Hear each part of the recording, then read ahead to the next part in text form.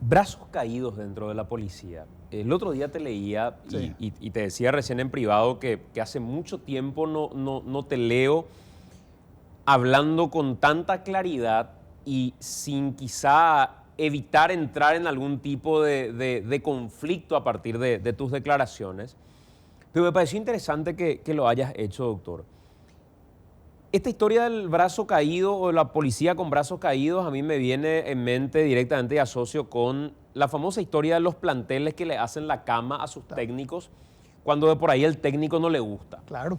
Y los que están involucrados en el ámbito deportivo te dicen diplomáticamente, no, lo de la camita no existe, el hacerle la camita es una historia y qué sé yo, pero en contrapartida uno ve evidencias y dice, Claro. esto pasa en realidad. Claro. Y probablemente desde dentro hay cosas que no se puedan decir, pero desde fuera Claro. uno huele de manera diferente. ¿Vos crees que hay una policía de brazos caídos hoy? No, yo creo que en primer lugar, esto me pasó a mí, me hicieron a mí cuando era ministro, o sea, para que el presidente me cambie. Ya cuando no me podían cambiar a mí, le hacían, de repente no les gustaba un comisario general que estaba como jefe de zona o un comisario general conspirando contra, me acuerdo muy bien, una semana entera, por ejemplo, hubo una ola de asaltos, pero impresionante en Asunción. Impresionante, era por una cuestión de un comisario que quería reemplazarle al que estaba como jefe de zona. O sea, eso ocurre en la policía. Ahora es mucho peor, porque en los 5 años anteriores, el gobierno anterior le entregó prácticamente el control de la policía a un grupo empresarial relacionado con el expresidente Cartes. Que sabemos que es un grupo empresarial que tiene... está vinculado al contrabando y cosas por el estilo. Por lo menos su producto se contrabandea, para ser más preciso. Entonces, yo creo que hay una policía en este momento, una parte de la policía que responde a un proyecto que es más económico que político, pero que también tiene su brazo político. Entonces, también yo creo que hay algo de eso, porque no puede ser una coincidencia que en el mismo día, o sea, en coincidencia con lo de Messer otra vez, coincidencia con declaraciones de Messer en el Brasil, salen los voceros políticos de Cartes, senador Godoy, senador Riera, y pocas horas después un suboficial retirado de la policía amenazando con brazos caídos para que se le saque al Ministerio del Interior, al ministro del Interior. Entonces, yo diría que yo no creo que haya brazos caídos. Yo lo que creo que hay una conspiración contra el gobierno y una parte de la conspiración está dentro de la policía. Está dentro de la policía y recurre a la policía para generar mayores hechos. No estoy con esto diciendo que el problema es la inseguridad, es porque un grupo conspira. Lo que estoy diciendo es que lo que hacen es generar una mayor alarma y generar mayores hechos delictivos con un propósito político. En algún momento cuando llegó este gobierno, fue muy claro Villamayor cuando dijo, encontramos que parte de la policía respondía directamente a José Ortiz. Claro. Que era, digamos, una especie de monje negro que sí, que estaba, que no estaba. Después pasó el tiempo y vimos que parte de los recursos que se utilizaban eran recursos de Yacyretá para eventualmente sostener a la policía y demás.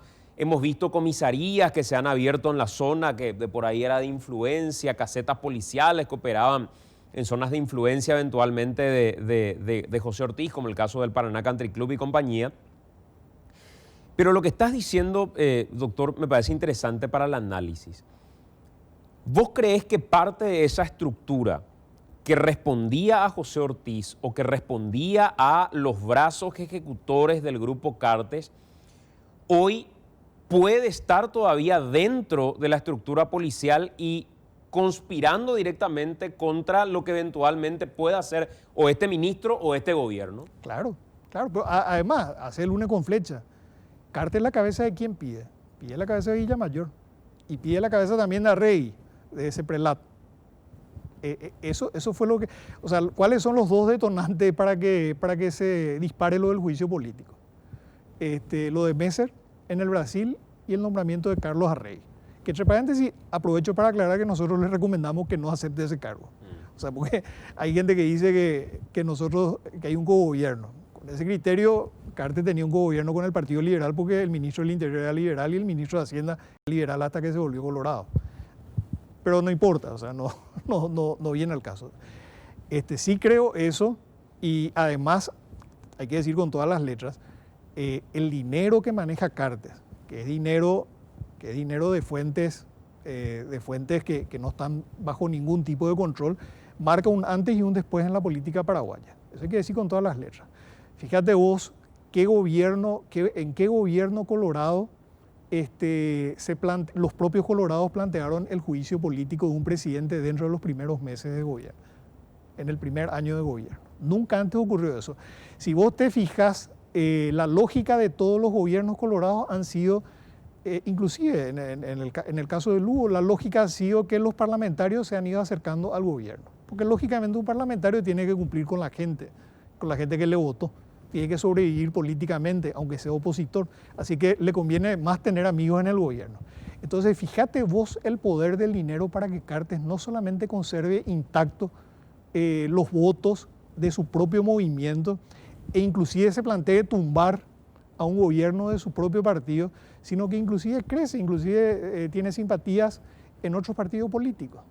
Fíjate vos el poder del dinero. Y digo esto con todas las letras porque quiere decir que un parlamentario, sobre todo sabemos que la política dentro del Partido Colorado es una política muy prebendaria, así que un parlamentario colorado considera que se va a beneficiar más de las prebendas que va a recibir de un grupo empresarial, del grupo empresarial de Cartes, que de los beneficios que puede conseguir teniendo una buena relación con el gobierno. Así de grave es la situación en la política. Ahí es donde vos decís que Cartes marca un antes y un después respecto al financiamiento político. Un antes y un después del financiamiento político de fuentes, porque Aliana dijo que Cartes financió la campaña del Partido Colorado, pues yo no vi que Cartes figure en la declaración de ingresos de la campaña del Partido Colorado. Entonces, ¿mintió el Partido Colorado al presentar su declaración ante la justicia electoral o mintió Cartes? Bueno, nadie está investigando eso.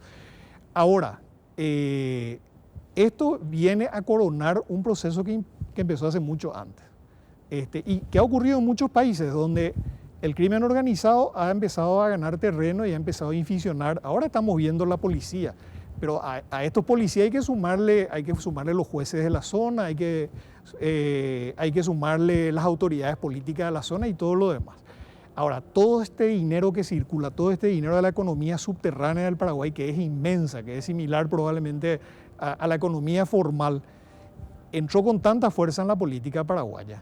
Que fíjate, se genera una situación como esta, que es cierto también en un momento de crisis económica y todo lo demás, pero que nunca había ocurrido antes en estos 30 años de democracia, y solamente se puede justificar por la enorme irrupción de dinero de fuentes no declaradas a la política paraguaya, es decir, crimen organizado y política. Doctor, cuando decís y hacer referencia a Sergio Godoy y estas declaraciones que advierten sobre un juicio político nuevamente, o cuando vuelve Riera al Senado, y en el día que vuelve al Senado, Riera habla de reactivar un juicio político, cuando para la foto lo que se vendía era que el partido o el movimiento Honor Colorado era el que iba a darle la gobernabilidad que la oposición nunca le puede llegar a dar a un presidente de la República, a Mario Abdo Benítez. Y después pasaba el tiempo y mientras todos estábamos viendo qué iba a hacer Mario Abdo y si estaba o no preso de Cartes, muchos creímos que sí. En un momento Cartes aparece públicamente a decir, estamos esperando las señales, claro, a ver si nos dan las señales. Y pasa el tiempo, Aliana había dicho 11 de septiembre, el día que se van a encontrar, no se encuentra, no se da el famoso abrazo republicano y Honor Colorado reclama que ni siquiera se dieron los cambios que ellos esperaban se den. Claro. Arregui, porque esto lo dijo después ya claro, públicamente una de sus diputadas que hablaba con nosotros en la radio. Claro. Y decía Arregui, el ministro del Interior, hablaba de PETA, hablaba de otros protagonistas también. Yo creo que lo demás es relleno nomás. Yo creo que el tema es ese prelat. Ni siquiera a Rey. Cambiarle a Rey y ponerle a otro que no sea de confianza. El tema es ese prelat. De confianza significa manejable. De confianza de Carles, claro. Ese prelat es lavado de dinero. Es la agencia que tiene que controlar el lavado de dinero que nunca lo hizo. O sea, ¿cómo puede ser? Estamos por entrar en la lista gris. Estamos por entrar. ¿Y cómo puede ser que tanto dinero se lava en el país y no se haya detectado o no tengamos un caso concreto? O la mega evasión. ¿Qué pasó con la mega evasión? De Ciudad del Este. Claro, ¿qué pasó? O sea, hay gente que dice que es un blef. Yo no sé si es un blef, pero si es un blef se tiene que archivar el caso. Pero alguna decisión tienen que tomar las autoridades. ¿Y cuál es el lunes con flecha que haces respecto a por qué hoy Honor Colorado vuelve a hablar del juicio político, cuando ya parecía que estaban de amores? Y mira, a mí me parece muy llamativo que la primera vez que hablaron el detonante del juicio político fue cuando cae Messer. O sea una coincidencia. Ahí Bachi salió a decir públicamente, ahí sale a decir, activamos el juicio político. Ahí sale a decir. Y más que la caída de Messer, cuando lo nombran a rey. El tema Seprelat. Y ahora nuevamente, este lunes coincide con la negociación que está haciendo Messer sobre la delación premiada en el Brasil. Que podría, como él hizo muchos negocios en Paraguay y es muy amigo de Horacio Cartes, de hecho el padre de él fue el mentor de Horacio Cartes en todo el tema financiero, podría decir que eso causa nerviosismo dentro. Entonces, ¿por qué salen personas que son del riñón de pues, ni Godoy? Riera lo era suplente. Godoy no iba a estar jamás en ningún cargo político ni en ningún cargo público, sino ¿por qué salen a hablar justamente en ese momento? Es evidente que le dio una indicación. ¿Y por qué sale otro a desmentir? Y es porque están con un libreto. Entonces, ¿cuál es la lectura acá? Uno, evidentemente es un mensaje para el gobierno. O sea, esto se trata sobre la protección de los negocios de Cartes y sobre la impunidad de Cartes. Y más a largo plazo, más a mediano y largo plazo, yo creo que es el regreso de Cartes al poder, porque es algo que él necesita para preservar toda esa estructura que él tiene. Él necesita o tener amigos en el poder o volver él mismo al poder.